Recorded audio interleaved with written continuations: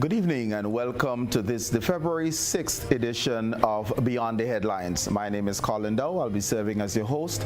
And this evening, as you would expect, we're speaking independence. We're speaking the celebration of Grenada's 49th anniversary of independence.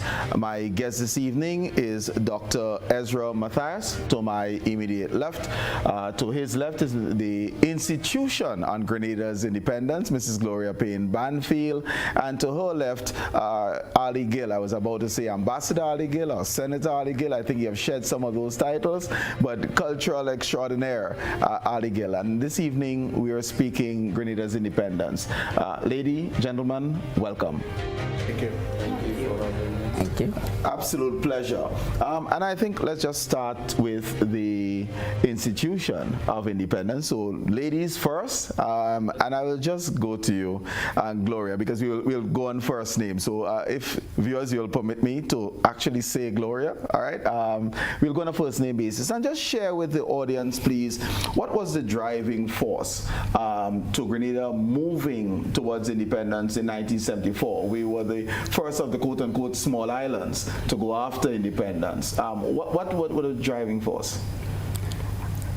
I would say regional events, definitely. Mm-hmm. The Federation having gone through, and Dr. Williams came up with a fantastic equation of when one is taken from 10, one gets 0, not 9. Mm-hmm. Everybody scattered. Mm-hmm. And of course, Sparrow came up with his calypso. How the hell you could say you're in federating no more to Jamaica. And Jamaica dropped out because they had a referendum. And their people said they didn't want to be in a federation.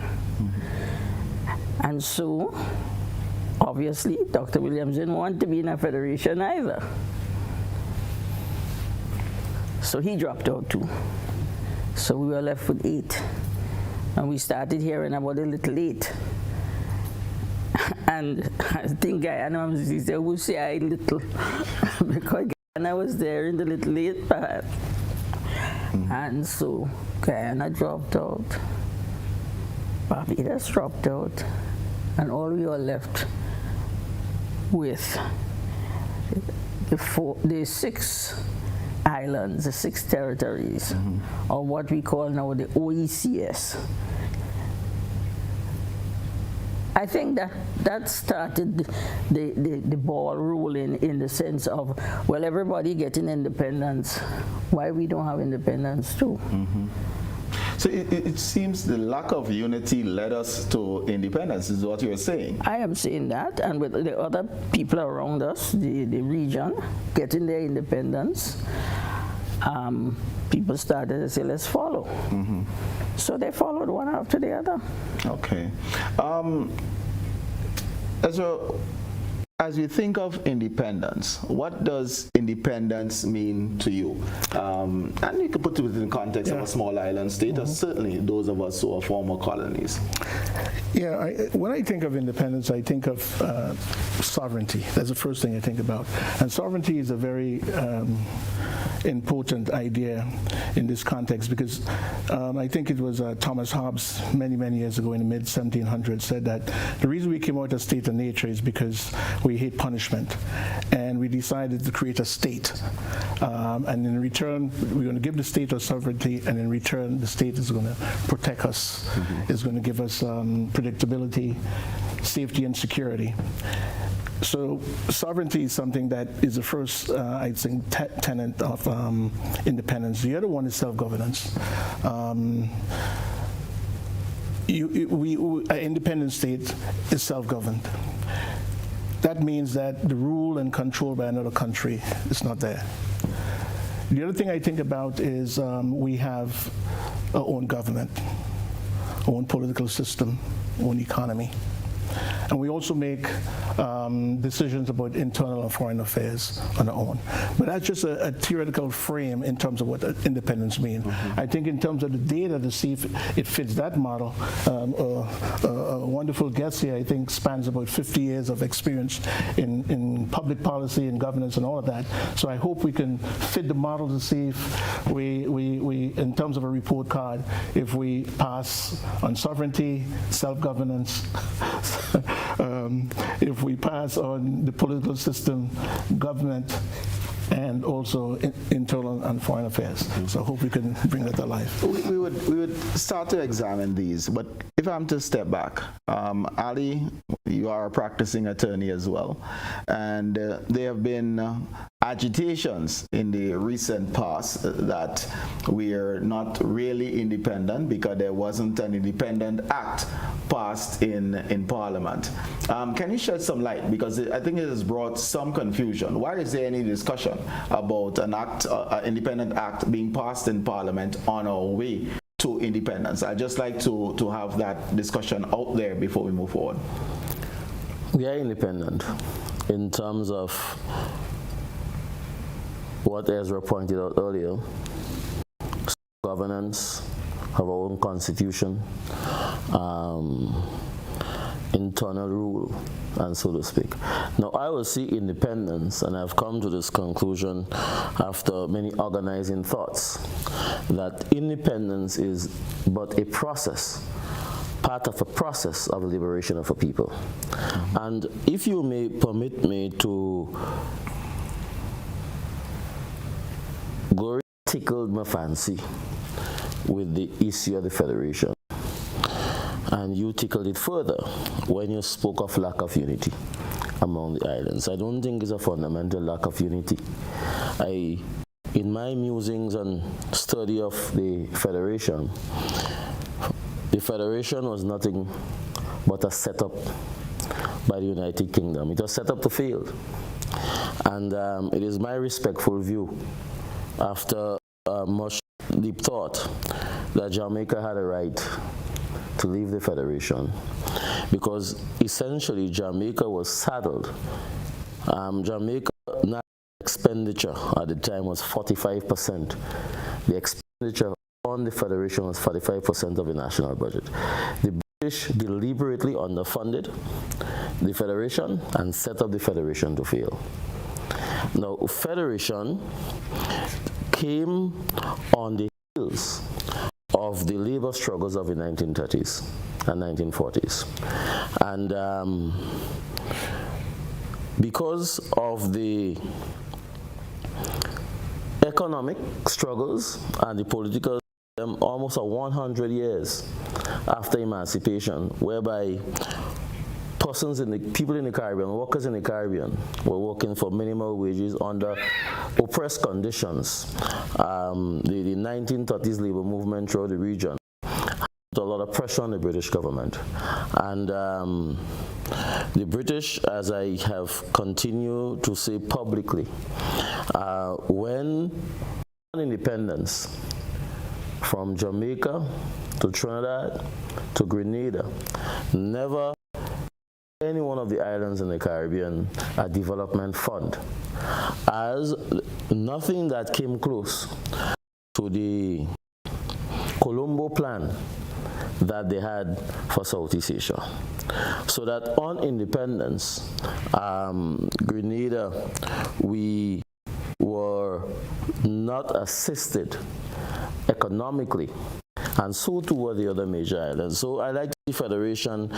I believe the way we teach history now, we need to revisit, because I am of the considered view that the Federation was a deliberate setup by the United Kingdom to fail. But back to your question, in the real sense, I see independence as part of the process of liberation of a nation. Okay. Would you say, let me just challenge you there before we move on, because even if Federation was set up to fail, and even if we weren't able to negotiate a developmental fund, moving 50 years forward, or even longer prior to Federation, we're still not united. So I find it difficult to blame the British, saying that they were setting up a system for us to fail, so we pull out. But on our own accord, we have not achieved unity. We have achieved a significant amount of unity through CARICOM. We're not where we are supposed to be, but I believe that the efforts of our with where we are with CARICOM, you have to appreciate that where we are with CARICOM, where we are with the OECS, we are far more advanced than a lot of regions in the world. CARICOM continues to be an example in the world with regards to trading. Yes, we do not have it right, and I believe we do not have everything right on issues of common foreign policy, and sometimes we fail, sometimes we succeed. But in terms of trade, a typical example, during COVID, we were able to use CARICOM to purchase COVID medications and so on, and do regional testing of COVID cases and so on, and block and different things like that.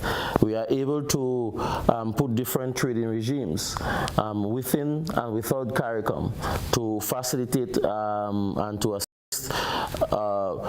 growing industries within CARICOM. So it is not accurate to say that we have failed as a region in terms of unity. We have made strides, but 50 years we are fairly young as a nation.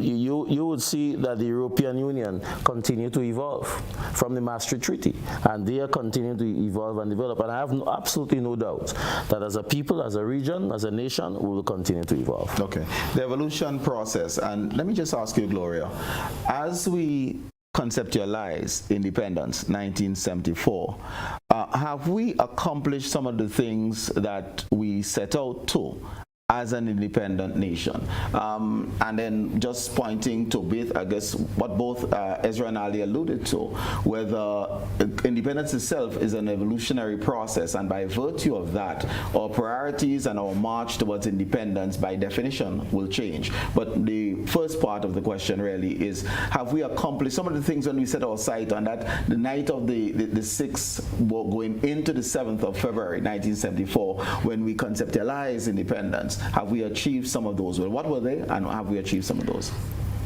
Well, I don't know whether they were articulated clearly to the population. But in hindsight, when you look back, you see the evolution of interdependence. And interdependence means you become a part of an international community. You were able to join the United Nations and become a member. Your flag was there. Okay? You were able to talk to other countries that you perhaps would never have talked to before, because you had to do it through the British. Right. So the United Nations is a forum for that kind of diplomacy. Meeting other countries, talking to them. And interdependence is a very important aspect of internationalism. As you know, and we see now today, somebody sneezes in, I don't want to say which one, but everybody is anxious to know what is going to happen. Take the war going on right now, right? Everybody's eyes are on those two countries because the implications are great. And so interdependence is an important aspect of independence. We joined the United Nations and the whole family of the United Nations. The IMF, the World Bank, the International Finance Corporation, and those were important, and those are important, because even now the IMF has to give us, certain. Ezra, let me bring you in on this point. IMF, World Bank, the ICF, are those steps on the ladder towards development and independence, or are those creations to keep us dependent? There's so many different directions I want to go. Well, one of the ways I wanted to frame some of the things that's being said is to frame it in terms of the constraints on Grenada's independence. You know, in the model I laid out, there are constraints on whether or not we can attain, you know, the question you asked, Gloria, whether or not we can get there. And there's a whole bunch, but let's go to the three you just mentioned. When you think in terms of a small country like Grenada, we do not have control over our monetary policy, right? We don't have a currency, we don't have a central bank. So it's an opportunity, but also it's a disadvantage because you don't have the levers to dictate how your GNP is going to grow, interest rates, you don't have that. Simultaneously, we don't have full control over fiscal policy, taxing and spending. And the reason why is because of institutions like the IMF. Because the first thing that has to happen is that we have to pay down our debt, right? When a country borrows, when we borrow or draw down from the IMF, special drawing rights and so on, we have to now, in turn, have to satisfy those debts before we can focus on our domestic affairs. So in a sense, the IMF is like a constraint on the sort of a budgetary leg room we have to use to meet the needs of the society. So the IMF is more sort of a check and balance on how far we can go in meeting the needs of society. Ali, interdependence as an integral part of independence. Your comments? I think that Gloria hit the nail on the head. Interdependence is relevant, it's necessary. Our financial and economic system, our very survival to trade and so on and so forth, we need no island, well, no man is an island unto himself. There's a saying that goes like that, and it speaks to that. But if I may just contextualize this issue in a historical sense. The Bretton Woods institutions, IMF, World Bank, I mean, these are international institutions that every country, or most countries, is assigned to. As small developing nations, we, in large measure, sort of dance to the music that is played because of our small economic systems and because of the fact that although we may have one vote in the UN and so on and so forth, but our economies are small. And just to a slight correction, Ezra, we do have a central bank, the Eastern Caribbean Central Bank. Yeah, but it speaks to, again, the success of the unity of the nations. That, you know, these small have one central bank and so on, headed by my former head boy. So that interdependence is absolutely important in, as David Brother would have speak to it, you know, in a world that don't need islands anymore, but it's a global village, and this whole process of globalization, you know, would, in a way, Grenada is part of the world system and world structure. But where I think, and when I said that independence as part of a process, coming from colonialism to now, there are some trappings of colonialism that's still around. And I believe until and unless this interdependence will never go away. Interdependence will always be with us. And as world economic systems continue to integrate and so on and so forth, it will never go away. It is here with us forever. But what I think is of absolute relevance is the trappings of colonialism that some of us call neo-colonialism. From the Queen, or now the King, is he, the head of state, through the Governor General. Then we have what? The Royal Grenada Police Force, His Majesty's prisons. We still write to the King, was the Queen, to say to the King or the Queen of England, how to award our national icons, and here, this lady here is a hero, national hero. But if she has to get an MBE, or if she have to call Dame, we still go to England. And that, for me, is where our independence and the issue of sovereignty has to be seriously questioned. Yes? So these are, to my mind, is a far more significant drawback on our independence than interdependence per se. Okay. Because economic interdependence will always be with us. Okay, before we go on drawbacks, Gloria, the journey to 50, reflecting on the past, planning for the future. I think that's where we are in terms of this year's theme.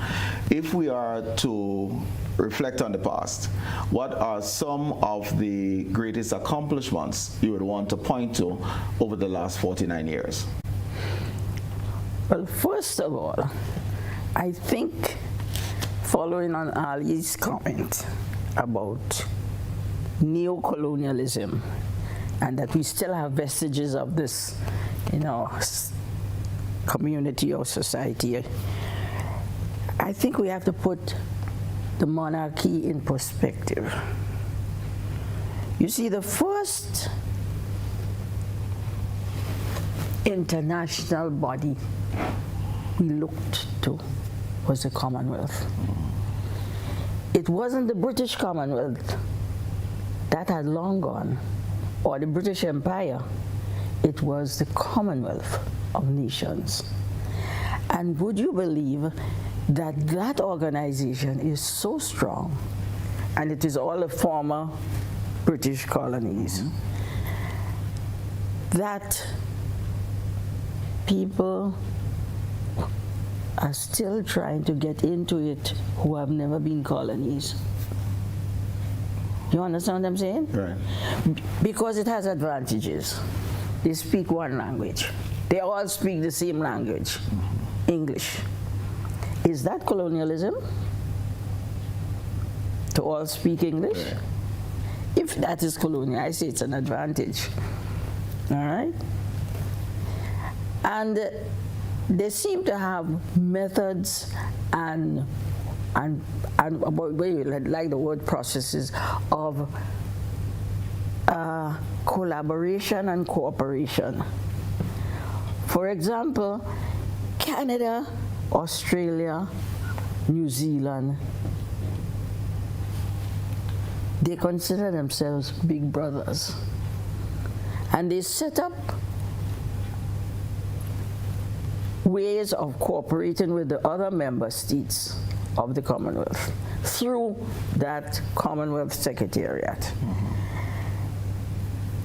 It's a fantastic organization because in it you have the Caribbean, you have the Pacific, you have, as I say, the big brothers, and there's some way in which they meet together and they have things in common.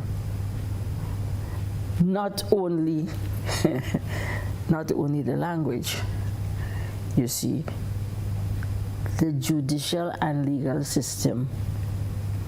Because if a decision is taken about an island in the Pacific is a member of the Commonwealth by the Privy Council, that becomes a precedent throughout the Commonwealth. You can quote that. Am I not right, attorney? You can quote that and say so and so and so. And therefore, it goes. It's an interesting phenomena.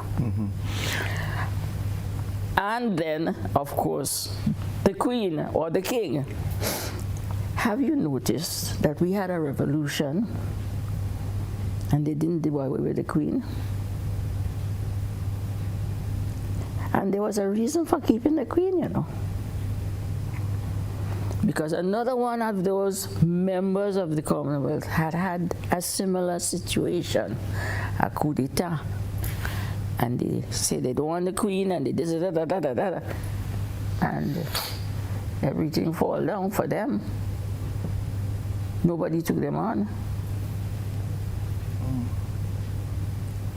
it is something that is amazing. Although we the United Nations has a committee on colonialism, colonization or colonialism or whatever it is. They have a committee, and it's still going on. I think Grenada recently was the chairman of that committee, because Montserrat wants to be a colony still. Why?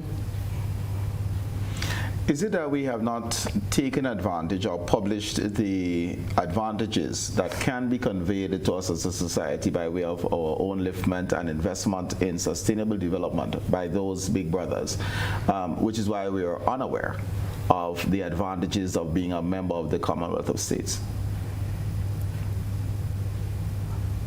Well, I don't think that we are unaware. I don't think we're unaware, because if we were unaware, Grenada had a referendum about the CCJ, and what did Grenadians say? They said, no, we want the Privy Council still. And isn't that something? Well, I think that is an... Are you going to say that they weren't educated or they were unaware or what? They said no. That was the result of the referendum. Where I was going with unaware is that we seem to lean on other nations other than the likes of Australia and Canada for a lot of our developmental support, at least in terms of what is in the public eye, and I'm going there. And hence my question, because the interdependence, it seems, if you look at grassroots, it doesn't seem to be, we don't seem to be aware that we can exercise that interdependence with the nations of the Commonwealth, and we lean more towards, let's say, the United States of America. We hear about the IMF all the time. And is it just a replacement of who we depend on? England and now US, but it's the same mentality. Perhaps that's one way of looking at it. Proximity has a lot to do with it, with the US. But I would say Grenada was one of the first countries to set up cooperation activities with Nigeria. I don't know if you remember when we had a Nigerian chief of police and his deputy. Both of them were here in Grenada. They came under a technical cooperation agreement, and that was after independence. And now Mia Motley is pushing for greater cooperation and collaboration with Africa. And they're starting, of course, with the African former colonies, South Africa, Ghana, Nigeria. Those are the big ones. Okay. Viewers, we are talking Grenada's 49th anniversary of independence. We're starting off, of course, with some reflections over the last 49 years, and then we're going to be looking forward. We'll be right back.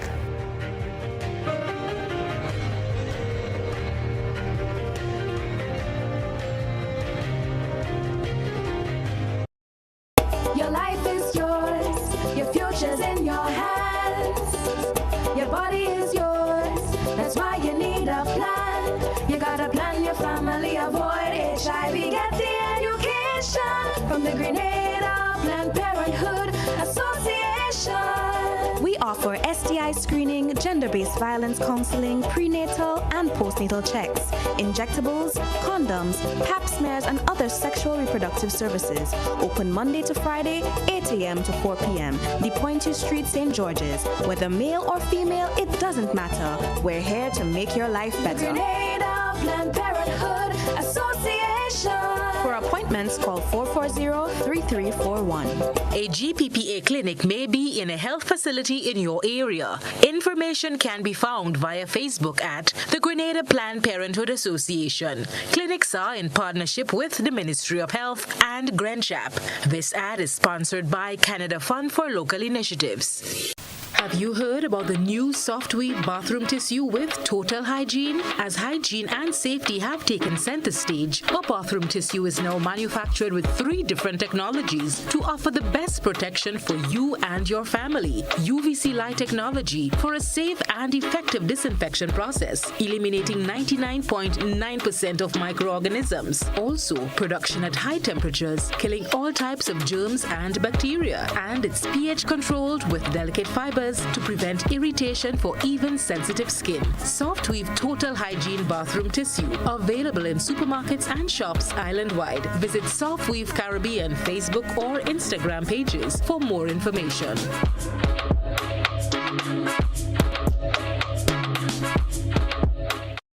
Total is one of the world's largest oil companies with a top quality line of lubricants. Total Lubricants has a full product line from passenger cars, motorcycle, heavy industrial equipment, mining, trucking, agriculture, and manufacturing machines and vehicles. Total Lubricants, winning championships in motorsports, including Formula One and World Rally Championships. Total Lubricants are available at all Rubis service stations, leading automotive shops, and distributed by Huggins. Do you have muscular pain that no one can find a solution for? Are you tired of taking meds for joints and other pains? Hills and Valley Medicare Center on Grenville Street, St. George is here to help you heal. We will help you map a path to your full recovery. Visit us Monday to Saturday for a consultation with our on-site doctor, physiotherapist, and massage team. You will be glad you did. Our Medicare Center, a proud member of the Hills and Valley group of companies. On the hilltop or in the valley, we are with you wherever life takes you. Hills and Valley Pharmacy. Your health is our business.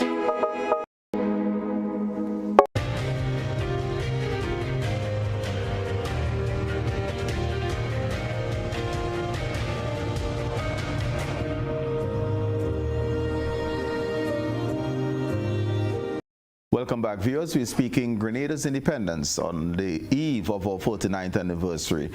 Ezra, just before we took off, we are looking at some of the accomplishments that Grenada would have gained over the last 49 years. You care to just itemize some that you think were important? Yeah, I think since independence in 1974, after that, Grenada went through a period of political instability. And then it culminated with the American-led U.S. invasion in 1983. But soon after, we see that we still continue with our parliamentary democracy. We still have regular elections, and we have stable government. That's a fact. Economically, we have moved from agriculture. We have diversified the economy, moved away from agriculture to tourism and international trade. And if you go back to, I think Arley mentioned it, somebody mentioned Lome. If you go back to European enlargement, when the wall came down and most of the Eastern Bloc countries were joining the European Union, what happened at that time, African, Caribbean, and Pacific countries that used to receive subsidies for their agricultural products and other products, raw materials that went to Europe. Our bananas used to be subsidized at 15 cents a pound, and what happened with the WTO, it was 2 cents a pound, and our agriculture sector. That was compliments the U.S. on the Bill Clinton administration. I'll put it out there. Yes. Right, with El Salvador, you got Absolutely. it. Yep. And so we successfully diversified and moved towards tourism and international trade. So that's something that, and also there was investment in infrastructure. You have a lot of concrete roads and all of that around. There were investment in education and health. So I think economically we made some strides. But I think the area that I think is really critical is in the social side. What I think Grenada went through a period of cultural diversity. And what I mean by that, and that was through immigration. You see a lot of Europeans, I think that's me. Just go ahead. Europeans, East Indians, folks from there. We see a lot of younger Americans come in here, not as tourists anymore, but they come in as entrepreneurs. The St. George's University also contributed to that cultural diversity that's taken place.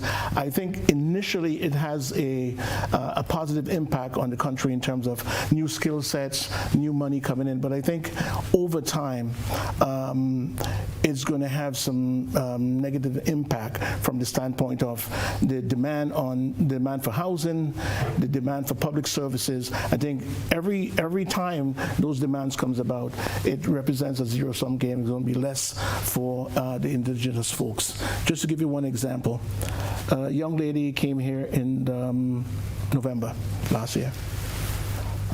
This is February. Caucasian young lady. So far, she has a work permit. She started a consulting firm. She already lined up a job, and she settled in one of her peninsulas. How did that happen so fast? A Grenadian may take the whole lifetime to make those kinds of moves so fast in Grenada. As a matter of fact, I know a young man that said to me, he said, "Chief, I can't make it in Grenada." I said, "Why?" He said, "I just can't." He said, "I don't want to end up like my mom's, who spent her whole life prior to her death never experienced indoor plumbing." So my point about this cultural diversity with ordinary folks from overseas, from Middle East, India and all this, come here and within 3-4 months they are doing things that an ordinary Grenadian cannot do. Okay, we'd have to balance that, of course, because we have lots of Canadians who have traveled and have done well for themselves. And we may be accused, so we can't necessarily say that this individual did not work hard, did not make an investment, but the Grenadian who traveled worked hard. And that's the point I'm making. I said they're going to, initially, they're making a significant contribution, the skill set and the energy to bring entrepreneurship, but I think later on, because what tends to happen is that if with the success they had, they settle in a particular place, when others come, that network they already created, they wouldn't be starting from here, they'll be scaffolding and where that person left off. And that's where I think the problem lies as far as vis-a-vis Grenadians. So cultural diversity is good as an achievement, but I think it has some detrimental effect in the long term. I'm not sure if I should leave it there, because I will challenge us to network. I will challenge us to cooperate in order for us to elevate, rather than be complaining. It almost sounds like that others would have been standing on the shoulders of those who came before. That I would expect to see from Grenadians and Caribbean people. But that goes back to the point, that legacy, because, when we go to North America, Europe, and we thrive, it's because these countries were founded, like let's take the United States, on ideas about freedom and free enterprise. We were founded on plunder, piracy, all the bad things slavery and all of that, right? And a lot of those legacies in terms of that insular behavior, where we, like you said, we don't have those networks. We don't practice interest group politics in Grenada necessarily. I mean, political parties and unions are basically the interest groups. We don't have interest groups that bring pressure from below on the political system, or the not the political system, on the government to bring about change. So we still, as far as independence, we still have to figure out how to do that so that we wouldn't see the kind of a disunity or insularity that's present right now. Before we go, Arley, into the crabs in a barrel mentality, which I think Ezra is going to, just reflect on some of the positives post-independence. Let me say this abundantly clear. We have made massive strides as an independent nation. We have moved leaps and bounds. We have more than survived. We are flourishing as a nation. And I say that to you because you have to understand where we were in 1974. Right? We have made massive strides in terms of housing. Look at our housing stock. We have made massive strides in terms of education, universal secondary education. We reach a situation now where most all primary school students can get a place in a secondary school. In 1974, the men and women in the 60s and 70s could tell us about boarding school in GBSS and other places. Persons in the rural communities had to get scholarship to come to schools and so on and so forth. The British never catered for universal primary and secondary school education, and we have made massive strides in terms of education. We have professionals in healthcare, law, accountants, engineers, and we have done that largely by ourselves as a nation. Yes? Healthcare, for all our challenges with regards to our healthcare, for all of the shortcomings that we've had as a nation and as a people, we have made massive strides in healthcare. Yes, our housing stock, education, our culture, our individual brilliance of the Kirani James, of the Junior Murray, of the Devon Smith, of the, you name all of the, for a population of 100,000, we have punched much larger than we wait. The Mighty Sparrow, the Ajamo, the Black Wizard, the Scholar, and so on, and all of our cultural artists and so on, our fishermen, our farmers. You know, we continue to supply the U.S. with the best soursop in the world, and so on, so that we have, by and large, stood and are standing on our own feet. And we are pouting to the world, pouting the mouth to the world, basically, with regards to our achievements. We have done well for ourselves. Let me ask you this. As you mentioned education, I think Grenada is probably one of the only places in the Caribbean that there isn't a public transportation system to take our children to school. We had that in the past. We don't have it today. And that, of course, impacts families. Is this something, a failure of our post-independence era? And Colin, we have challenges, and we can nitpick what we have not gotten right. In fact, even when we speak... This is what I'm referring to as a loss. No, as a loss. No, naturally. And the point, and even the political instability that Ezra spoke of, 79 to 83. And 79 to 83, in many ways, is a catalyst for national development. You know, in that particular period, wasn't just a revolution of arms and ammunition. It was a revolution of education, a revolution of healthcare, electrification, water supply. All of these infrastructures that 79 to 83 brought was not brought in 1974, and that is why the move by the British, and we have to appreciate that. I don't think a lot of our citizens really understand that. Before 1974, the economic and social system that we had was geared towards maximum wealth and wealth extraction from Grenada to the British. And that's why I said we had to stand on our own 2 feet, so that, yes, I enjoy the days of the NTS. Maybe 75 cents, and you get your little bus ticket and so on, national bus service. I think if we can see how we can engineer those things again, we have the NIS. And even then with the NIS, we see how we would have had the fallout to the pension scheme. Marketing board is now in the news, and I would say that the conversation with the marketing and national importing board must never be one of a shutdown. Marketing board need repositioning. As far as I'm concerned, strategically, marketing board represents to us one of the best opportunities for food security and food sustainability. But it needs visioning and repositioning, not shutdown. And that, again, is one of the legacy of the Greater Revolution. So we have institutions that we have moved on from 79 to 83 in 2023, that we need to evolve as a people, as a nation, and so on. So we're not anywhere near. At the same time, 49 years is not so old, you know. I think you're trying to lay a claim, but I'm there. Gloria, let's take a peek. Second largest exporter of nutmeg in the world, and very little in terms of secondary products, tertiary products.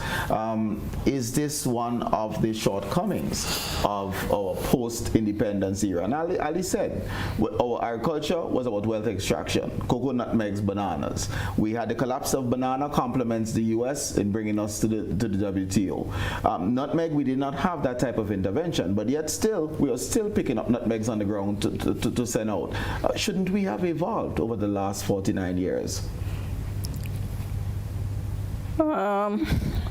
You're talking about science and technology. Technically, you're speaking about science and technology, and how do we do a value-added component to the production of these primary crops. It all depends on who wants what.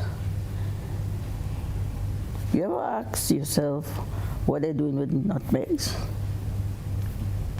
Pharmaceutical industry, cosmetic industry, petroleum, Coca-Cola, we can name it. Right. But we still picking up nutmegs on the ground. But we're still picking up nutmegs on the ground. Why? Because not a nail must be made in the colonies. So while the only thing that could have been made was rum. And a little sugar. A little sugar. Yes. And I'm tempted to call you Mr. Dowe. No, that's important. And 49 years, but it speaks to now our mental emancipation or transformation, for want of a better word. And I will say to you that that transformation begins with the mind of a people. If you want to transform a society, we have to transform our mind, transform the way we think, transform our attitude to work. It begins with us. Transformation begins with the personal. And I make that point, Colin, is very, very important in the sense that for the development of our nations, not just Grenada. You know, some of the things we could easily sit in Dominica, St. Lucia, having the same conversation, and most of what we are saying is relevant. So nutmeg as raw material, banana and plantain as raw material, rather than making chips and all the derivatives and so on. Sweet potatoes and cassava, and so even the soursop and everything else that we export as raw material. From the sugarcane plantations and the plantation culture of exporting raw materials that still remained. And that is a legacy of slavery and colonialism. With all the strides we have made in education, having our own institutions, not just at the primary and secondary level, but tertiary, why hasn't that transformation taken place? Why is that reset, mind reset taking place? And see ourselves as producers, not just... We are failed in that respect. But the odds are against us, eh? Yes. Remember, you have to put up with food and drug. If you want to send anything that you have converted from primary to secondary. Yeah. And even the soursop, there was this big thing about fruit fly that was going on, remember? And finally, I think Grenada was declared fruit fly free.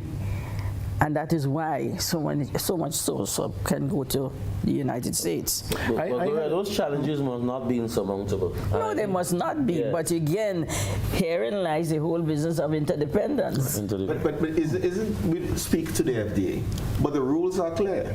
The way to get in is prescribed. It has quite a lot to do with safety and quality.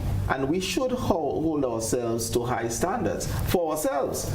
And it will also allow us to export. Hence, science and technology. I am not sure that the food chemist laboratory in Tantine has done much in that direction, quite frankly. It had been established since the 60s or early 70s, I can't remember. But it's been there sometime. It's been there before independence. Right. And I know that they test things and I know that they do things, but I don't know. It seemed to me as if it is not an institution that has gone further than just being established to test. The question is, from my information, and I don't know if anyone can bear me out, that outside of testing, there have been creations that have taken place within that facility, because we do have brilliant minds. What may have happened is the lack of cooperation, because the creator of a product is not necessarily the best marketer of the product, and hence it remains on the shelves and has not gone to market, has not gone outside of Grenada, and hence, although we recognize how we can utilize our primary products, it has gone nowhere. I mean, that is certainly some of the information. Well, have you thought about the investment capacity? I mean, if the investment is not there, if an investor doesn't see a return on the investment and they don't do it, I mean, we would not be able to move the needle as far as what you're talking about. Baron has come. Your peppers. And the question then, as part of that developmental thrust, would be partnering, interdependency, to get the type of investment that would lead to Grenada's sustainable development. I mean, as we look, for example, the likes of the IMF and World Bank aren't necessarily known to invest in developmental projects. Right. That's my That's not a business. They don't do that. IMF don't do that. They close your balance of payment problems. But I think one way to get the investment we're talking about, look at the present development model we have, CBI, right? Citizen-based investment. Now, for some reason, we do not have control over we don't exert control over the sectoral distribution of those investments. Most of it goes towards real estate and hotels, right?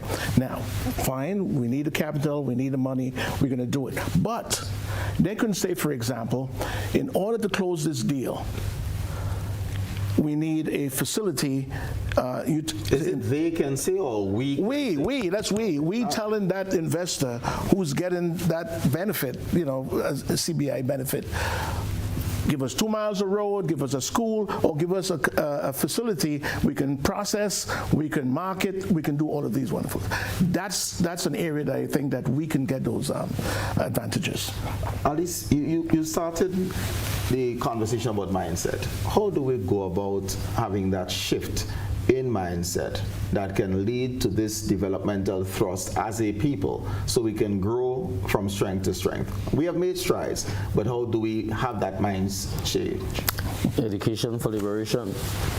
I don't know if I can put it in either the other way, but one of the things that I endeavored to do when I was an active politician and minister of culture, for instance, this lady here, we worked hard day and night, and Mrs. Beverly Steele, her blessed memory and so, to do a lot of educational programs. But it's not just a syllabus education. That's why I say education for liberation. It's not just what is on the school curriculum, school syllabus, and so on and so forth. There must be an enlightenment with regards to our history. There must be an enlightenment with regards to our culture, and so on and so forth.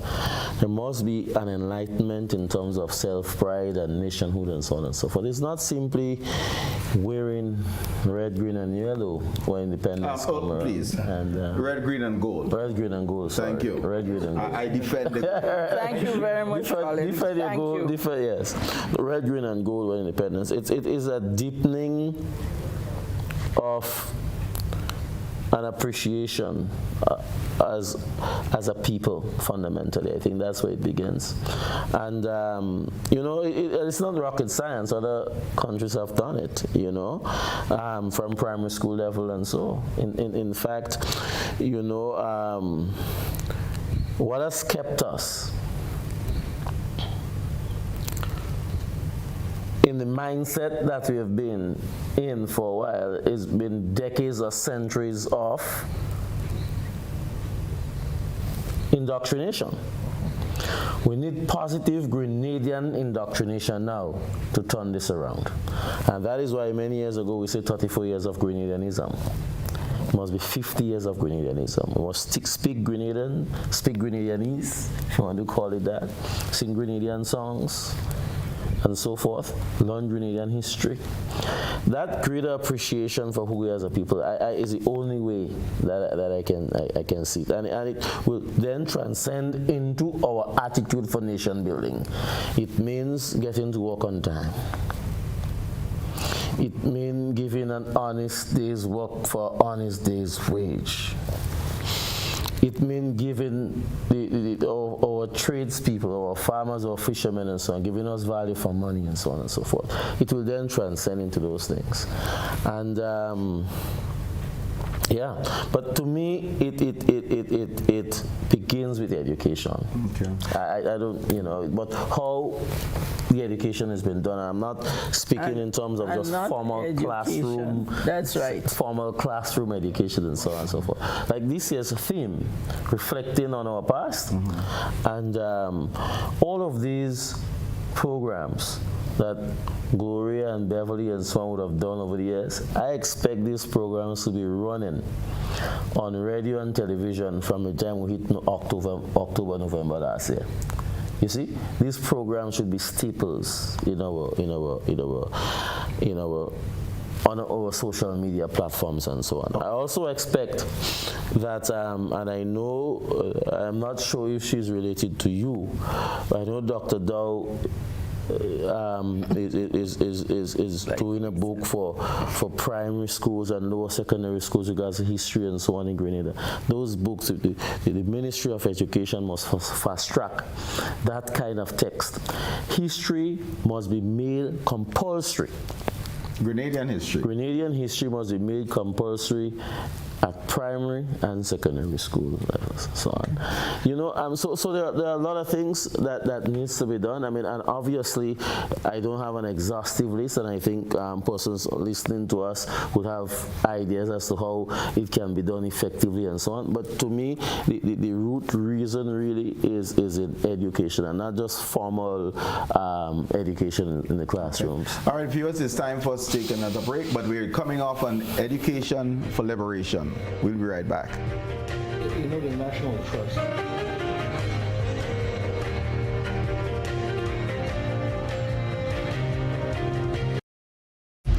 You ate well, drank, and indulged, laughed, and had so much fun for the festive season.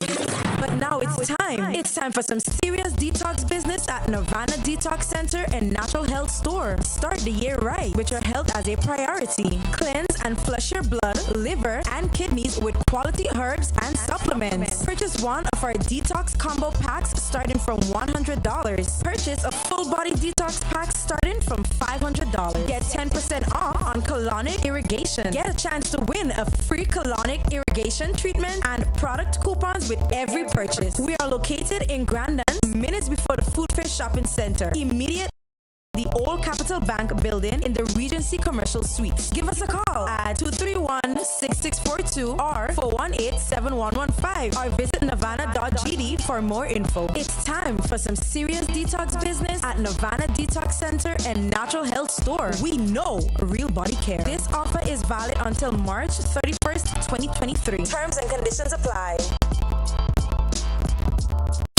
Paging all Grenadians at home and in the diaspora to be part of the journey to 50, reflecting on the past, planning for the future as we get ready to celebrate our 49th anniversary of independence. Tuesday, February 7th, 2023. Events to be observed for our 49th anniversary of independence include table tennis tournament at the CSA building, February 3rd and February 4th. Independence Calypso Finals, Subtest Bus Terminal, 8 p.m. February 3rd, February 4th. Open water swimming competition, Grand Mall Beach at 9 a.m. and beach tennis at Grandans Beach from 11 a.m. Also the Independence Boxing Tournament, February 4th, 8 p.m. at the Youth Center. National Independence Church Service, Grenada Trade Center, Sunday, February 5th, 3 p.m. National Colors Day, the Inter-Ministerial Display, and the 49th Cultural Extravaganza, 7 p.m. at the Granville Bus Terminal. February 6th, this than the Made in Grenada Expo, Military Parade, and Rally. 10 a.m. at the Kirani James Athletic Stadium. Tuesday, February 7th. Happy 49th, Grenada.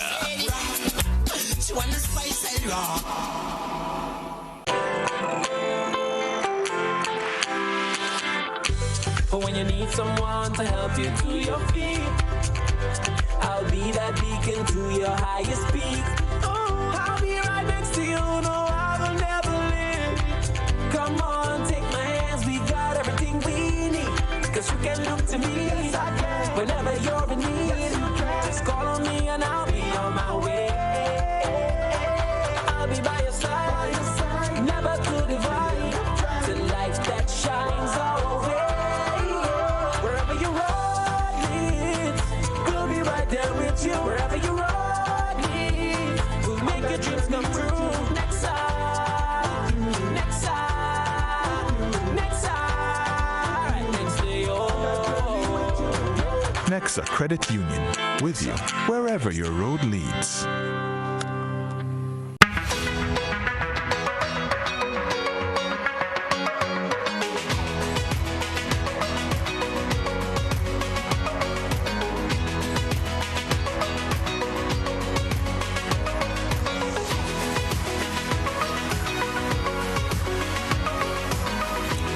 WeatherGuard Pro.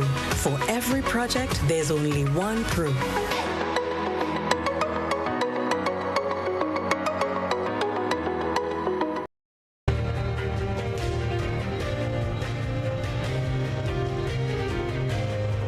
Welcome back, viewers, and we're exploring now the way forward, as it were, and some of the things that we can use in order to assist us in growing from strength to strength in our independence. Ezra, you're a member of the National Trust, and I know that a lot of work is being done in protecting both tangible and intangible assets. But let me just ask you this. Is protecting the Georgian architecture of St. George's part of a colonial legacy or part of our pathway towards independence and liberation? Well, well, first of all, I get your question, but let me say something because it fits what we're talking about. The National Trust started, the ordinance was in 1967, and today we're still, grappling with trying to fulfill some of the elements in the ordinance, which is the ordinance states that we have to preserve, we have to safeguard, inventory, and transmit these elements, the built and the intangible. Now you're talking about Georgian buildings. Now when the Europeans came at that time, most of the architecture and the technology, they were, Georgian, in some cases they were, Gothic structures. But the work we're doing, we have to do to protect these institutions or these structures, they're indeed part of our heritage. Because when you think in terms of the construction of those buildings, like York House, for example, which is a Georgian-style building. The people who did the construction, they're real people. They have faces and they have histories. We need to know who those people were. We need to know their lives they lead. We need to know their struggle. We need to know all of that. So preserving that history may not necessarily mean preserving just the physical structure, but preserving the memory of the people who struggled to do that under the worst conditions possible. There's a chairman of the Reparations Commission in Grenada who is known to be agitating a movement towards the 50th anniversary of independence to rename streets and places and remove those that legacy. Right. I don't know if Arley will want to respond to the importance of maintaining and learning about this as we move forward as a people and we consider the Grenadianism and the education liberation you were speaking about earlier. I am of the considered view, and I believe that I know who. Let's take, for instance, the Sendal Tunnel. Sendal Tunnel was named after the governor of the Windward Island, Sendal. Granville Street in Grenville, named after former Prime Minister of Great Britain, slave owner and plantation owner and so on. I'm of the considered view that the renaming of streets, buildings, schools, and the transformation of that monumental landscape in the country is of absolute necessity for the mental transformation of Grenadians. In other words, is it one of a race of part of our heritage? Whose heritage? Whose heritage is it? These names remain the glorification of the colonizers and plantation owners and slave owners and the persons who would have oppressed our forefathers and ancestors. Whose heritage it is? It is certainly traumatizing to us as descendants of persons who were enslaved to continue to glorify and these persons who have transgressed the human and civil rights of our people, who treated our forefathers as property and not human beings. So that I understand firmly, and it's not lost on me that the Heritage Act is 1967. And as an admirer of art, I do admire architecture. The Georgian architecture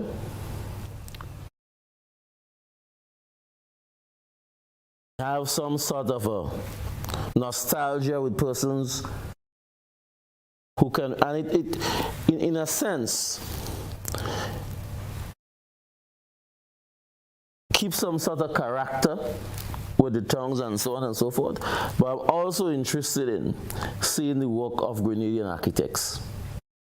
So, in a sense, I understand, and I refer to what I call Old St. George and New St. George. And I am not for destroying some of the old buildings that we have in what I refer to as Old St. George. But we must reposition and repurpose.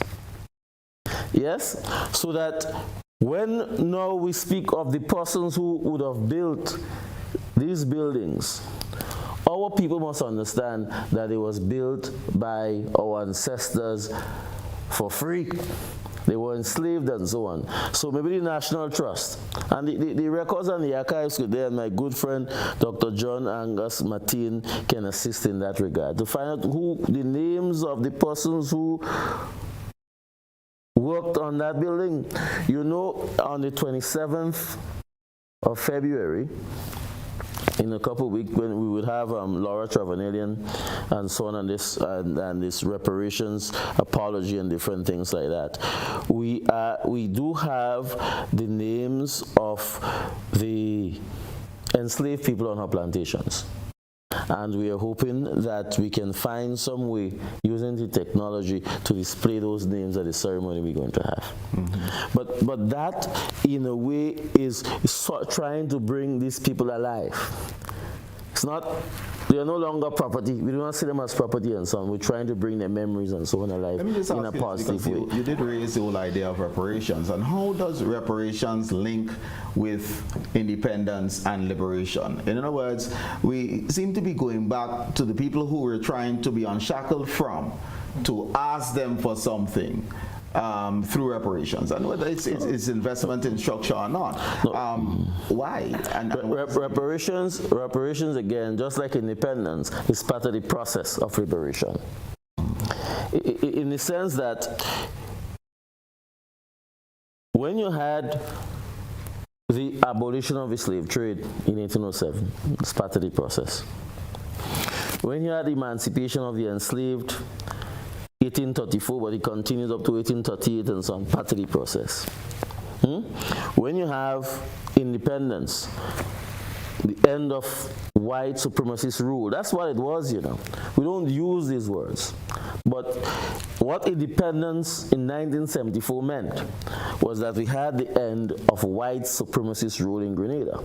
Because colonialism was ideologically based on the white people believing that they were superior to the color of our skin that for years, for centuries, they saw as just mere properties. And the failure of the Federation, again, they swear to themselves that we can't govern ourselves. They see us as uncivilized and so on. Now, that reparations is again a continuation of the process of completing our independence. Okay, let me just ask, I must ask you this because I know I was asked, so I'm passing it on. Is it appropriate for the leading face of reparations regionally to be walking about with the title Sir? I personally, and that's something I wanted us to address earlier on. When we speak about the vestiges of colonialism, that's one of them right there. And I would want to see one day that, well, we do have our National Award Act and so on, but obviously it is not given the same sort of significance, it is not promoted in the same sort of way that the knighthood and the OBE, and given the same sort of prestige as the knighthood and the OBE and the MB and so on, and the QC and the KC. Now, my understanding of it is that in Barbados now, like Garvey Carter, Desmond Haynes and so on, then Barbados now have what? The most excellent order and so on. But Garvey turned down another order in order to get to there. Garvey turned down the knighthood. So I'm not, yes, so I'm not sure, and I'm not defending it, whether or not at the time of his award of the knighthood, whether or not Barbados had that legislation in place. But I would concede that it is uncomfortable to be wearing that high British colonial title and at the same time spearheading. And the leadership that we've had with regards to the reparations struggle is second to none. I believe that Professor has the knowledge, the capacity, the wherewithal, the strategy, the tactic, and so on. He has lived his life doing that work. But yes, persons do question the carrying of the title of Sir. Gloria, let me get to you, and I know that you have been big on this.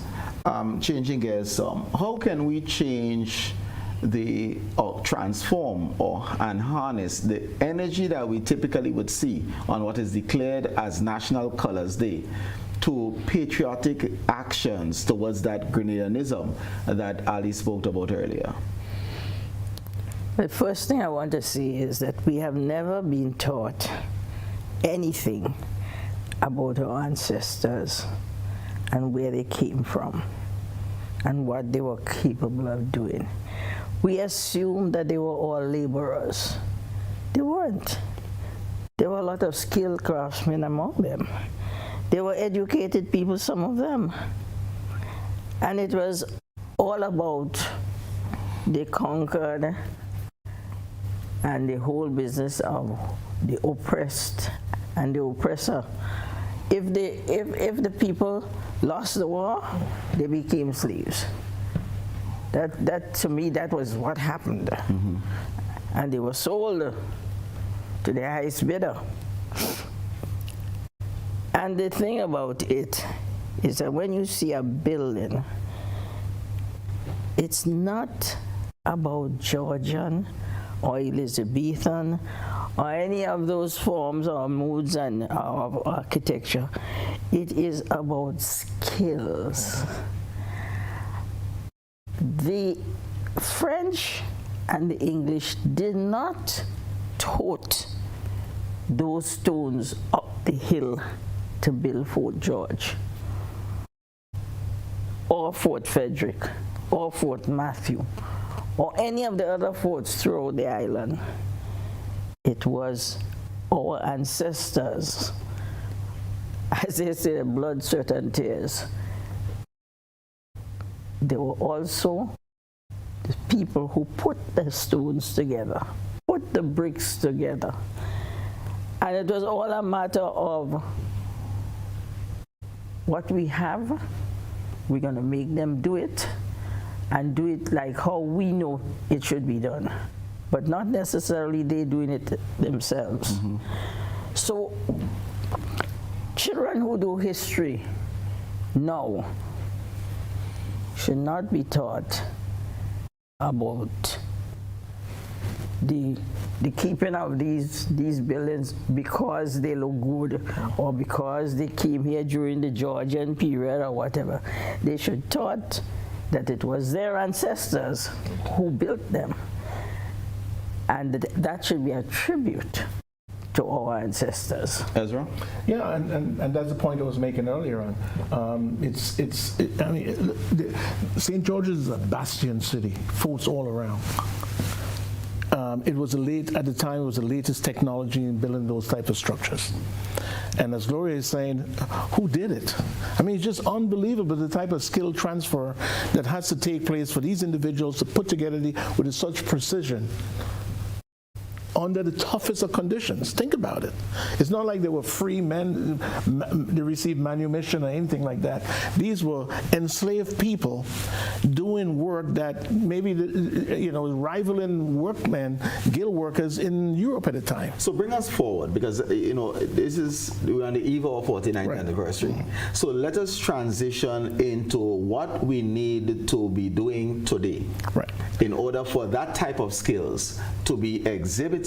And 50 years from now, 100 years from now, people looking back and say, this is what our ancestors did. I'll use an example I noticed in Cuba. In Cuba, if you notice Old Havana, those same type of structure, except they have more Spanish influence there.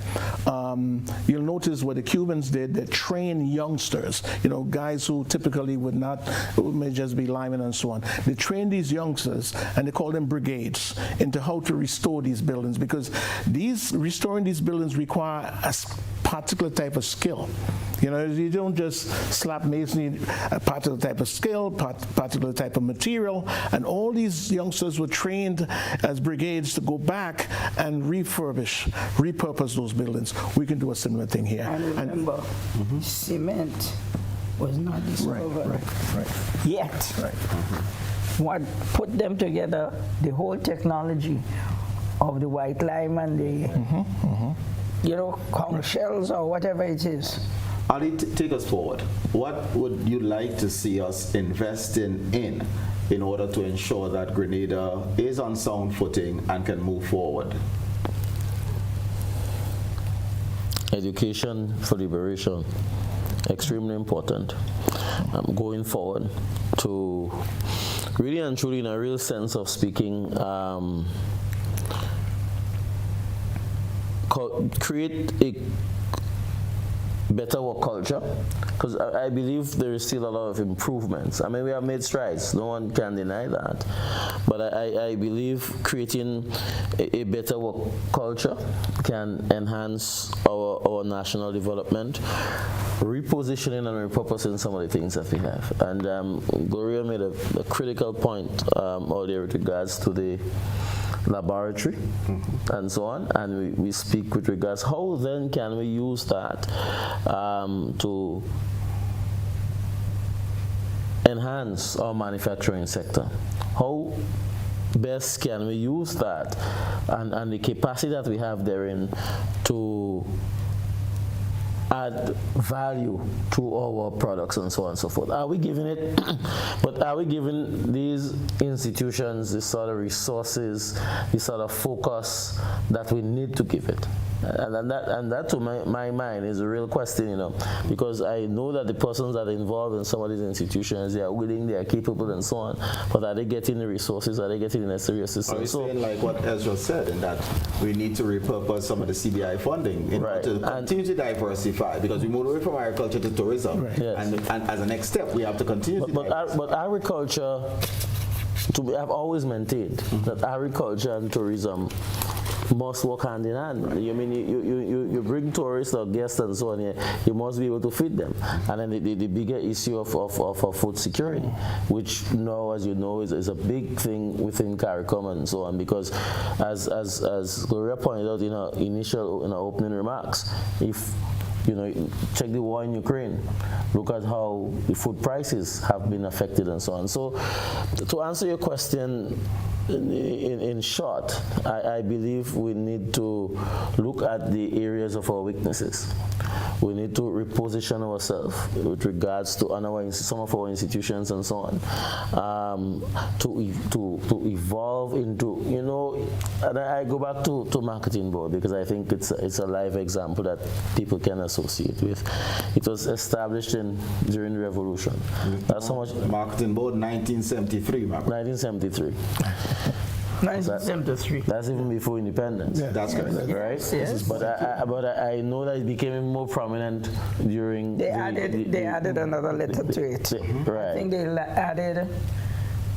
Not important. So now we have to now find the relevance and purpose of it and make it work for us in 2023. Absolutely. That's 1973. You see, so these are the sort of strategic discussions though that we need to have on the national table and so on. And I believe that this sort of debate, this sort of discussion, and when persons speak on those issues, they must not be painted as being yellow or green or red or pink. We must be able to have live discussions and so on, so that's the only way we'll be able to find and redefine our ideas and so forth. So we're moving away from the well, Ezra, you wanted to add something? I wanted to add something. One area I think that we can make a lot of headway in is heritage tourism. A heritage tourist is different to the tourists that we see now. They stay longer, maybe more educated, and they come for a purpose. If you take from the cemetery to, let's say, the Fort George, Church Street, you got, we go back to the thing. You have that Gothic structure in College, real interesting. Yes. Mm-hmm. You come down, It used to be a hospital. So that has a biography. So you can now put that narrative together. So that's one stop for that heritage stories. But some of them come specifically for that type of stuff, architecture or forts. Then you have the Catholic Church. Another Gothic structure. It has a biography. People come for religion to see these structures. You go to the Heinze School.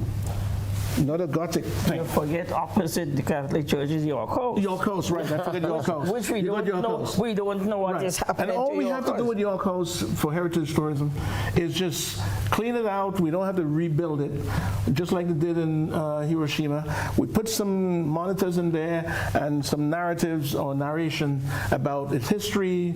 Same thing about those names of the people who built it and so on. A tourist will stop by to see it. I know a tourist that said every time they come to Grenada, they stop by the Greek Revival building, that's the Priory, and they stand outside there looking at it for over an hour, the architectural style. Yeah. Then you go across the street with those sedan doors, with those, when the ladies come out, when the carriage comes up and all that. You go to the Anglican church, the same thing. And you're going all the way up to the Presbyterian church, Knox House, the fort. You can basically do about maybe $2 million worth of business a year on that one street. Right, so we'll keep the building and rename the street.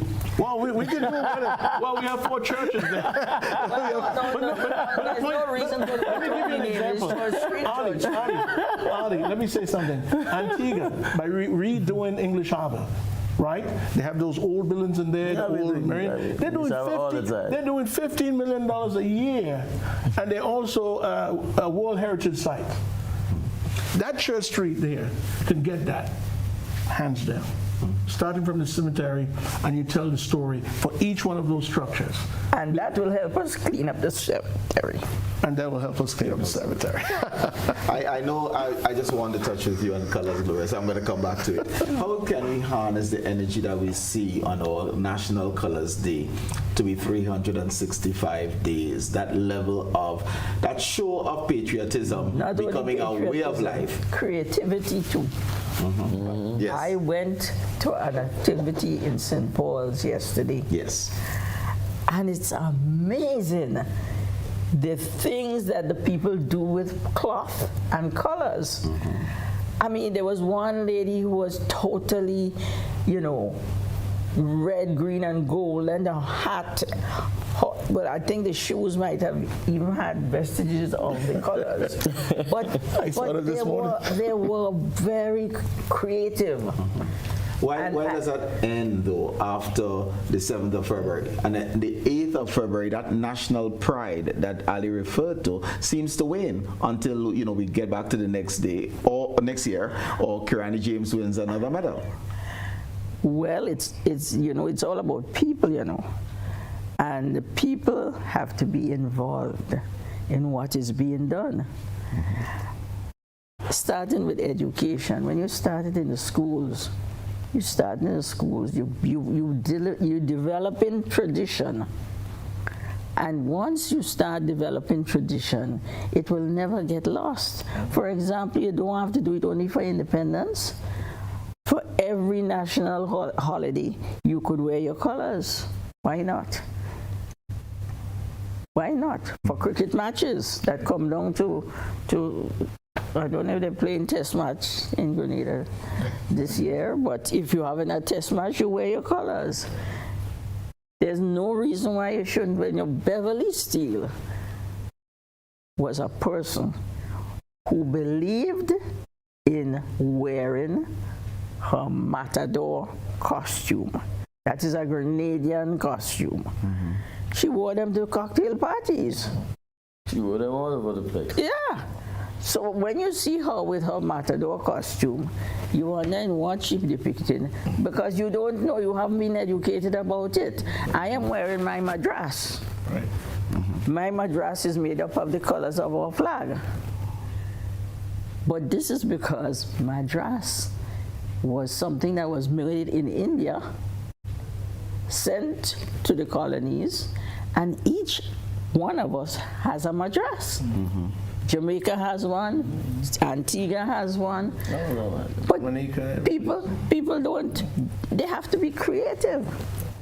But I think you talked about mindset earlier on. I think that's, we need a growth mindset because, like you say on the 8th, this is done. So for the continuity, I notice in most of our conversation is almost like we're doing magic when we say, why are we not doing it? Well, where would that decision to do it live? Is it going to live with the government, in civil society organizations? Schools. Right. It starts with the schools. Does it start with the schools or does it start in the homes? I mean, Well, in the home because is it something that, because if you test on, it doesn't become a way of life.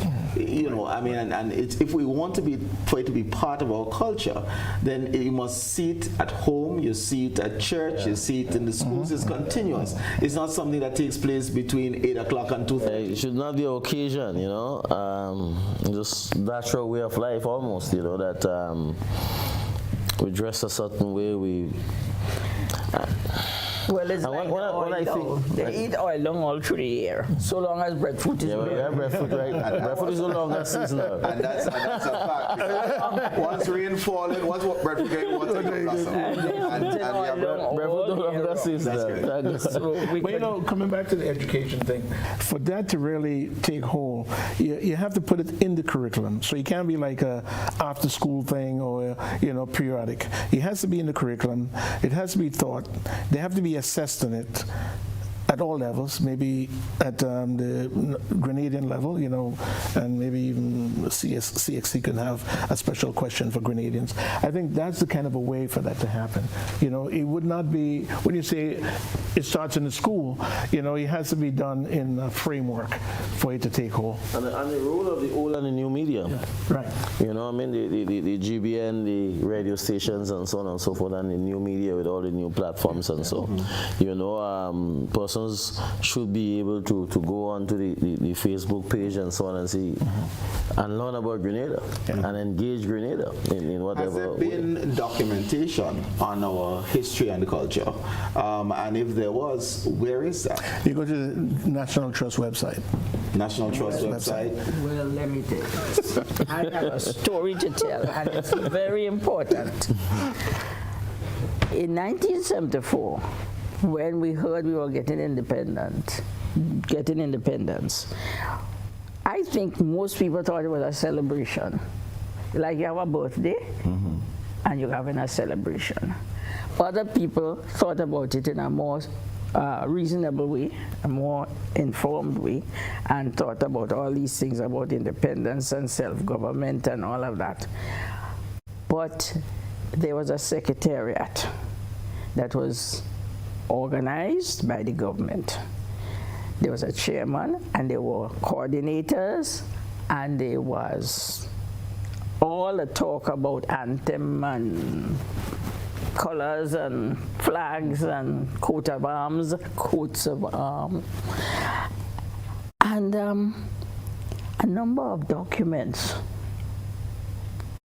were researched and produced for the population at large, given out, handed out. And today, I went to Mary Show House and asked the librarian there, they have a very good library, about the independence documents. And she didn't think of it, but she said, you know, it's a good thing to do every independence. I say, not only every, you should have, display your independence collection. I remember they did a cookbook. They did a Nancy story book with all the old stories from way back when. They did a comic book that made it easy for children to read the history. They did a short history of Grenada, trying to get everything into a little booklet. Light green with the flag on it? Yes. Light green with the flag. Now it turned to yellow. And I keep sending them to look for the green book with the flag, and it now is yellow because it's faded. But the point I'm making is that these documents exist, and they should be reprinted for the 50th anniversary. Reprinted and given out, not sold, given out to everybody who wants one. There's a conversation of the coat of arms. You did mention the coats of arms and the bird on the coats of arms. I grew up knowing it's a Ramier. I too. And now I hear people talking about Grenada Dove. I don't believe you could just replace. I'm so glad you raised it, because I've been talking forever on celebrations committees that I have sat on about this thing that has happened. The coat of arms was designed in 1974. The bird, the dove, was declared a national bird in 1994. That's 20 years after. Yet still, once the dove was declared a national bird, the coat of arms was amended, automatically amended. Was it amended, or people started calling the Ramier Grenada Dove? It wasn't. I don't know. I called the Ministry of Home Affairs that's supposed to do things like that, I think, and asked them, when did they do this change? Because I don't think they even know they have to write somebody to tell them they intend to change it. But not only that, there was an act. There's legislation governing the flag and the coat of arms. I think, should be corrected, it's number 18 or number 17 of 1999. They have a picture of it, and unfortunately, the color of the flag is yellow because they couldn't capture the gold. but it's gold. It's not yellow. Because even when they're describing it, they say gold. Just couldn't get it. Just couldn't get the gold. But the point I'm making is that they haven't amended that legislation, and they haven't written, or I'm sure I could be corrected on that. I don't know, but nobody seemed to have given me a feasible answer. The College of Heraldry to tell them, not to ask, to tell them that they wanted change. You know, there are limits, of course, in the College of Heraldry to what you put on these things, because, you know, originally the authority at the time wanted to have the Virgin Mary's picture put on the coat of arms because of the Conception Island. And it came back without it. And they explained that they don't put religious figures on coats of arms, but they put symbols. And what they put instead was the white chastity lilies, or sometimes they call it the white Madonna lilies, which is a symbol of the Immaculate Conception. So that's why we have those white lilies on the coats of arms, the coat of arms. I don't know if it has been properly changed to the Dowe. You check the Gazette. Well, that's the law.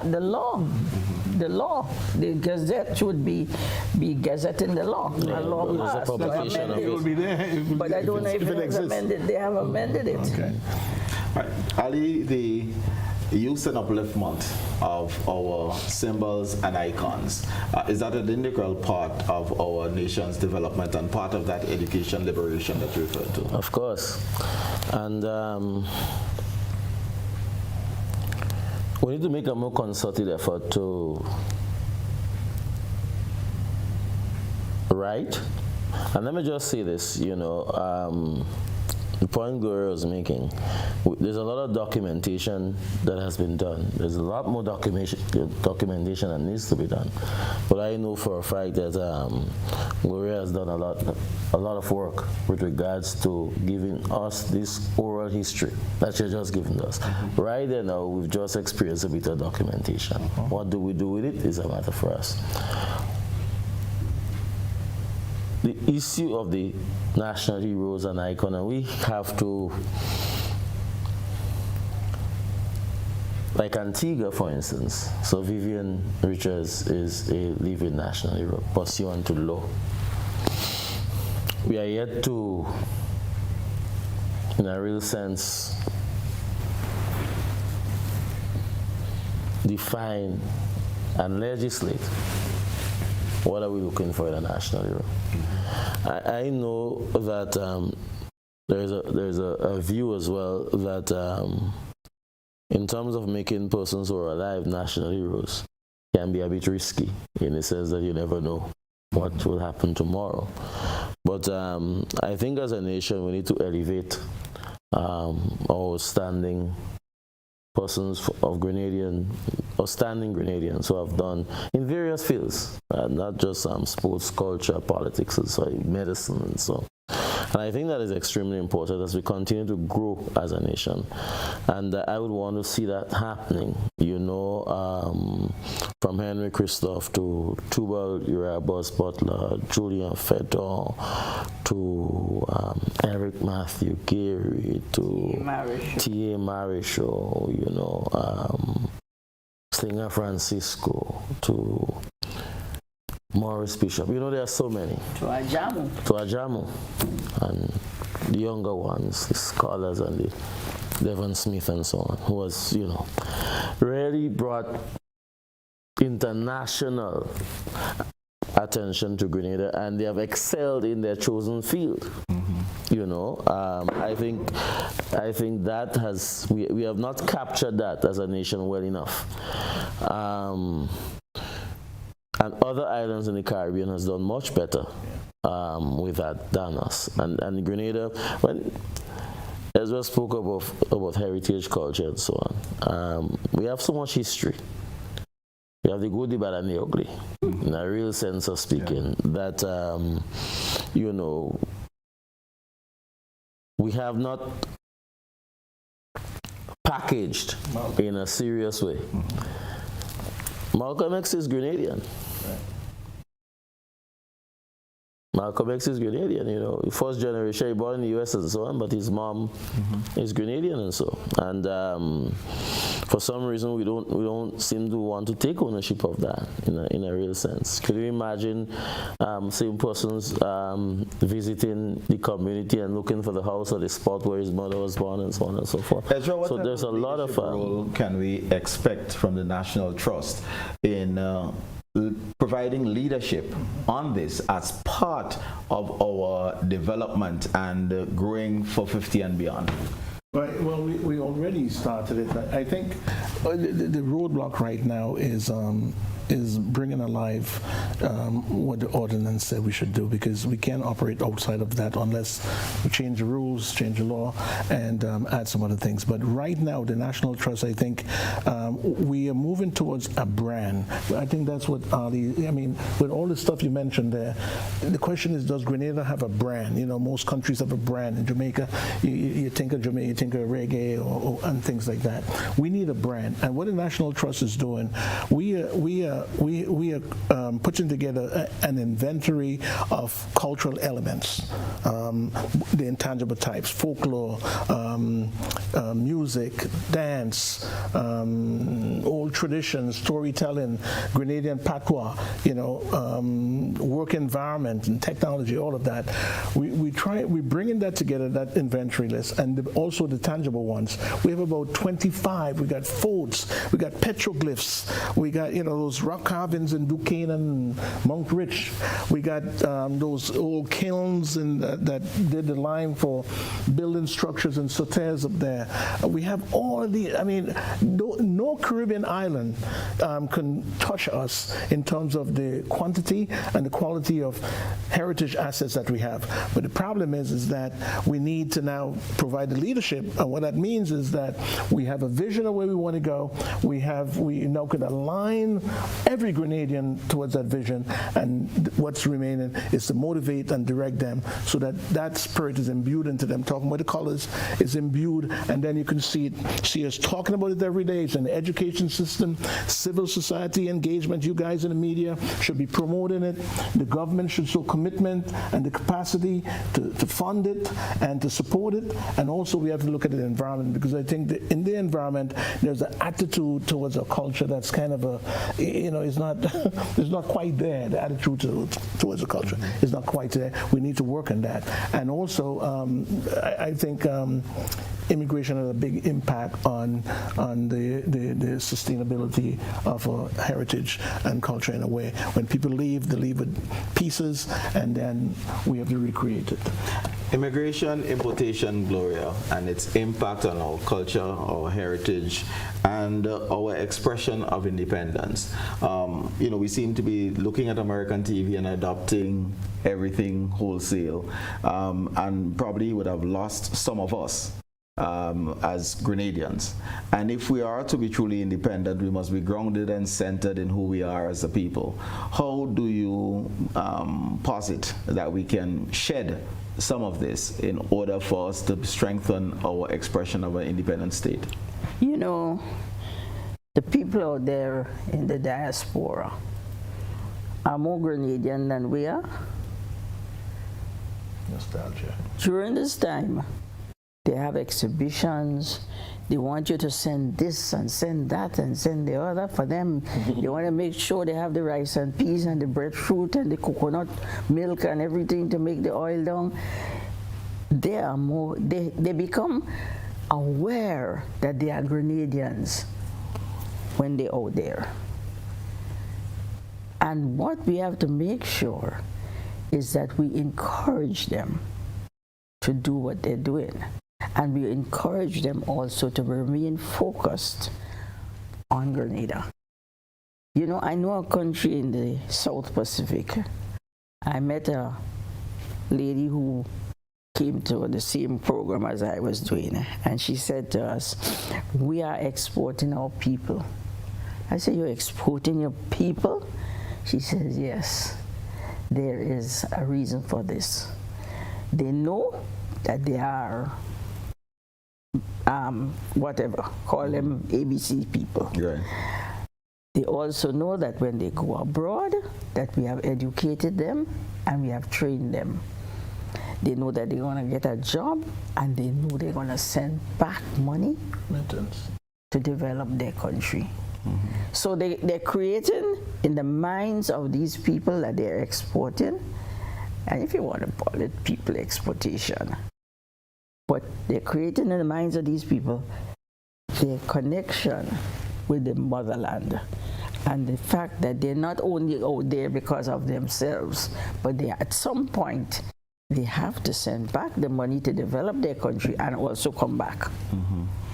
Well, and this is not new because you see it happening today. I think remittances remain the second highest foreign exchange earner for Grenada. The Western Union in Kingston, Jamaica is probably the most profitable in the world. So we do have those examples even within our region where we send back, whether it is deliberate or not, whether it is part of a national strategy or not, whether it is part of the exploitation of our culture, our heritage that we can then leverage to foster economic development. Those are probably some of the types of conversations that we need. And if we are to be truly independent, a lot of our actions must be intentional and deliberate. And I don't know whether that has been the case, Arley. It has not been the case. I think you know that answer very well. In the sense that a lot of these resulting development has resulted in development for us, the remittances and so on, but it has been more or less been ad hoc rather than being part of a national development strategy. I know that in recent times, the government has tried to develop this diaspora affairs, whereby we try to create the data of the sort of a human resource, for instance, that we have outside of Grenada. We probably have a medical specialist for every medical complaint that a human being can have who is Grenadian in some part of the world. But are we able to tap into that? So that there is a lot of work that needs to be done with regards to how do we tap into the resource that is the diaspora. I think that's absolutely critical, because I think we need the diaspora more than just remittances, frankly.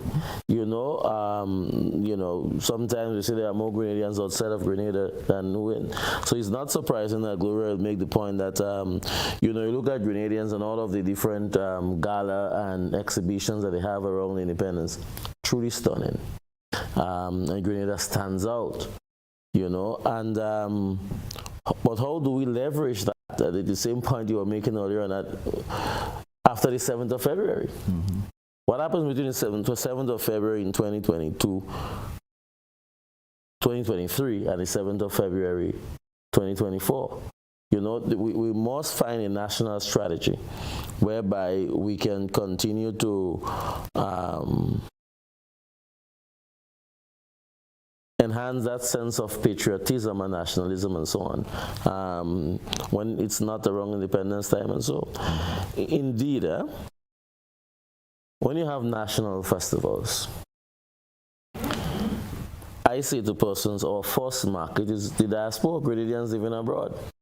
And when Grenadians living abroad come for Carnival, for instance, they spend millions of dollars in rental of vehicles, in rental of buildings, hotel rooms, buying food, buying tickets, and so on and so forth. That must not be understated and so on. And Grenadians in the diaspora, I know, feel a sense of obligation in coming back to do that. But we must create more activities too for them to do, not just for the Carnival and so on, Christmas and so. We have the Billfish, we have the sailing festivals, we have the 29th June and so on and so forth. If we can enhance, and Ezra spoke earlier on with regards to the intangibles, the dance and the song and so on.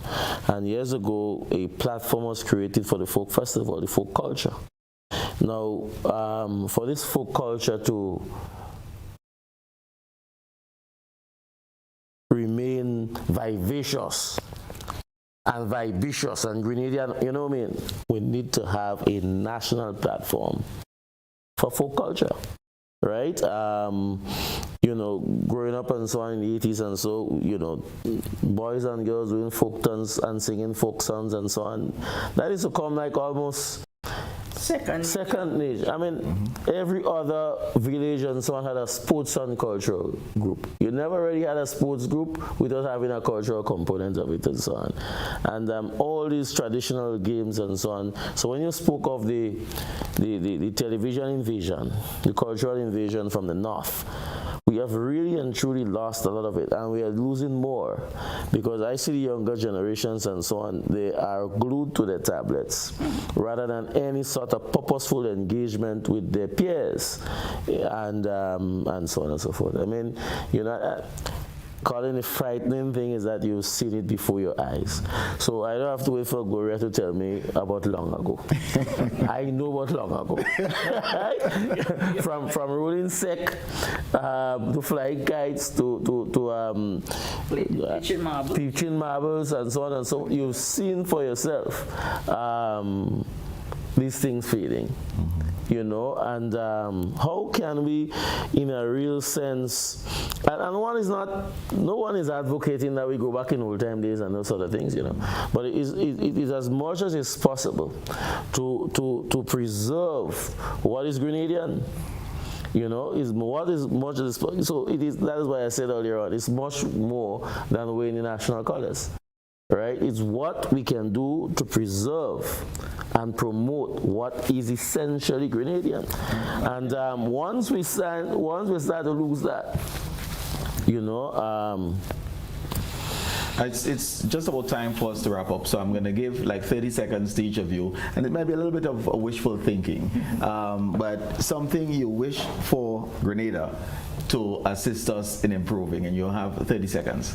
Well, I, you know, based on my background, I'm a policy guy, policy analysis guy. I think one of the areas I think in working with the Grenada Diabetes Association and in other interactions I had, we're not a country that have a framework of practice where, you know, we make decisions based on data, evidence-based decision making.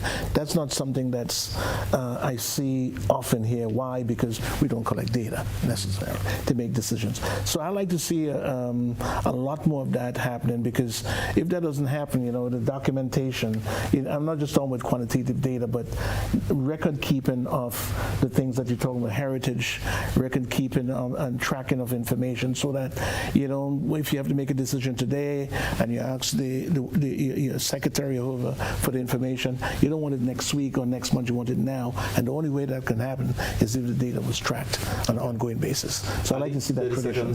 Your wish. I would go simply with education for liberation. And I would part by saying that, you know, the transformation of a society begins with the transformation of our minds. I would end like that. Gloria?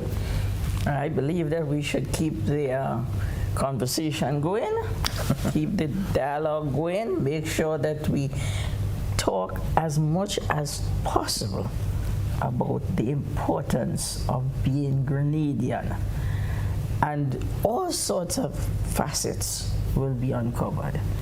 See, the National Trust is doing its thing, the Willie Redhead Foundation is doing its thing, the other cultural entities are doing their thing, but we have to talk about it and come together to do it.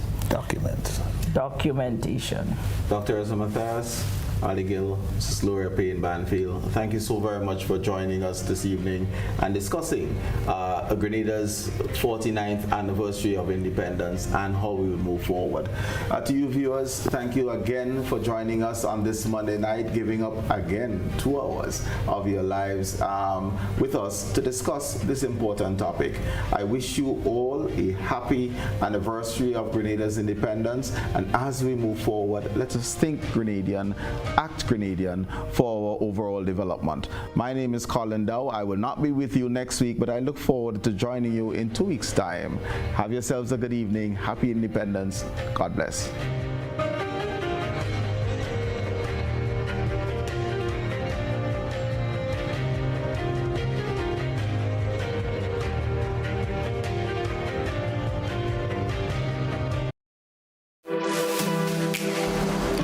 Here is a little known fact. There is only one place in Grenada that you can get an MRI scan done. That place is Spicile Imaging Center. Yes, Grenada, that's the truth. Other centers could offer you other scans, but Spicile Imaging provides an authentic MRI scan. Here's another little known fact. Spicile Imaging has 3 centers. We operate at Grenville, the Carnage, and at the Ocean House, Grandlands. We provide the widest range of laboratory tests and services. CT scans, x-rays, mammograms, ultrasounds, and a host of other services. We are fully staffed by a team of family doctors and specialists. Call us today at 444-7679 or 440-1500 or visit any of our 3 locations. Spicile Imaging, from seeing the doctor to getting lab tests, scans, and pharmacy services. We are here to take care of you. Get Ruby Gas. Get cooking. Ruby Gas. Clean.